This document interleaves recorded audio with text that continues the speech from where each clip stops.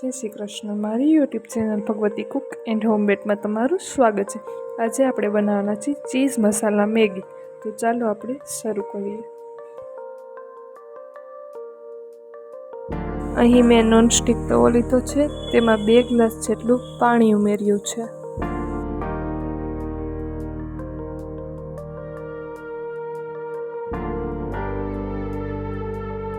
થોડું પાણી ઉકળી જાય ત્યારબાદ તેમાં આપણે મેગી એડ કરશું.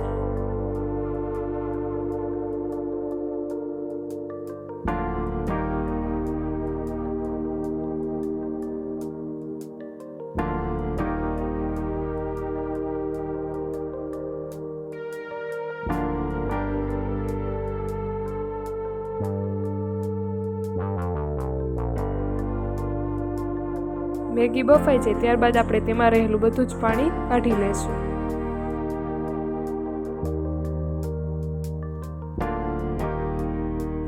હવે અહીં વઘાર કરવા માટે મેં બટર લીધું છે. જો તમને બટર ન ફાવતું હોય તો તમે તેને સ્કીપ કરી ઓઇલ પણ લઈ શકો છો.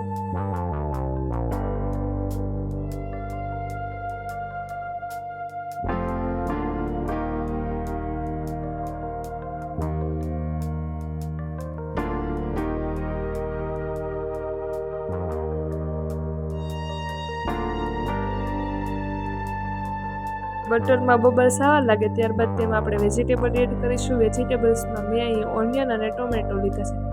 જો તમને વધુ વેજીટેબલ્સ ભાવતા હોય તો તમે વટાણા, ગાજર, કેપ્સિકમ તે બધું પણ આમાં એડ કરી શકો છો.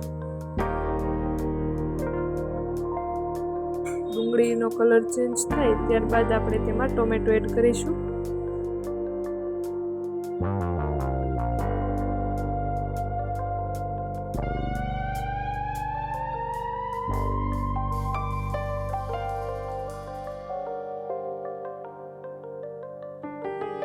ત્યારબાદ અહીં આપણે અડધી ચમચી જેટલું હળદર પાવડર એડ કરીશું.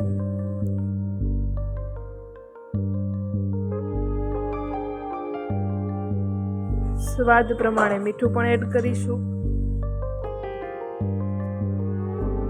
ત્યારબાદ આપણે ડુંગળી અને ટમેટાને હળદર અને મીઠા સાથે બરાબર સાતળવા દેશું.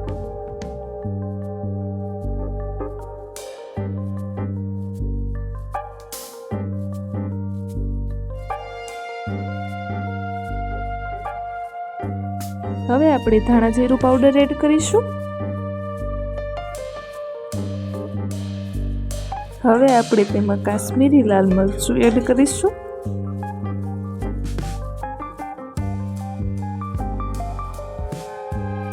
હવે આપણે તેમાં ગરમ મસાલા પાવડર એડ કરીશું.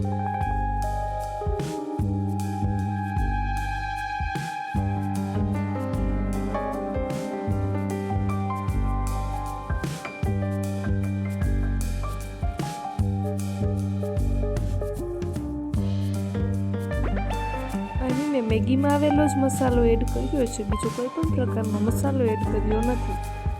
હવે મેં અહીં ચીઝ લીધું છે. ચીઝને મેં 1 સ્લાઇસ જેટલું જ લીધું છે.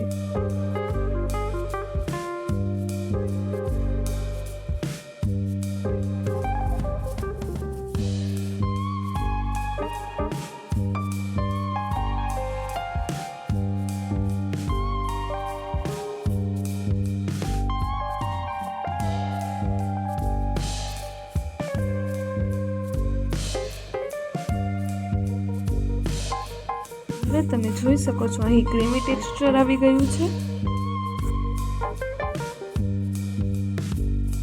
થોડી વાર ગરમ થઈ જાય ત્યારબાદ તેમાં મેગી એડ કરી દેશું.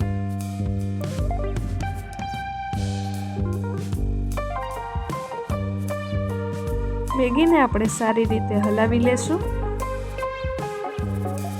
આપણે તેને ધીમે ધીમે હલાવીશું જેથી મેગીનો છૂંદો ન થઈ જાય.